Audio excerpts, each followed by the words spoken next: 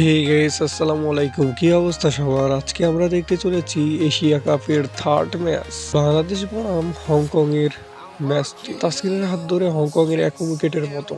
পাওয়ার প্লেতে হংকং এর সংগ্রহ 2 উইকেটে 34 রান। 10 ওভারে হংকং এর 64 রান, হারিয়েছে 2 উইকেট। 4 ওভারে 21 রান দিয়ে 2 উইকেট নিয়েছেন সাকিব। 15 ওভারে হংকং এর 101 রান, হারিয়েছে 3 উইকেট। 28 রান খরচ করে উইকেট শূন্য মেহেদীর। রান আউট হয়ে ফিরলেন মুর্তজা। টি-20তে বাংলাদেশের হয়ে পাওয়ার প্লেতে সাকিবের সমান 37 উইকেট শিকার করলেন তাসকিন। 22 রান খরচ করে কেন উইকেটের দেখা পায়নি মুস্তাফিজ। 31 রানে 2 উইকেট নিলেন রিশাদ। জয়ের জন্য বাংলাদেশকে করতে হবে 144 রান। 38 রান খরচে 2 উইকেট শিকার করলেন তাসকিন।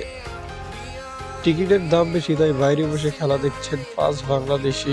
পার্থের স্টাইলে ছক্কা হাঁকাতে গিয়ে ধরা পড়লেন পারভেজ ইমন। পাওয়ার প্লে শেষে বাংলাদেশের সংগ্রহ 2 উইকেট হারিয়ে 51 রান। 7 উইকেটের জয় দিয়ে এশিয়া কাপ মিশন শুরু করলো টাইগাররা। হংকংয়ের বিপক্ষে 59 রানের দারুণ ইনিংস খেলেছেন অধিনায়ক লিটন কুমার দাস।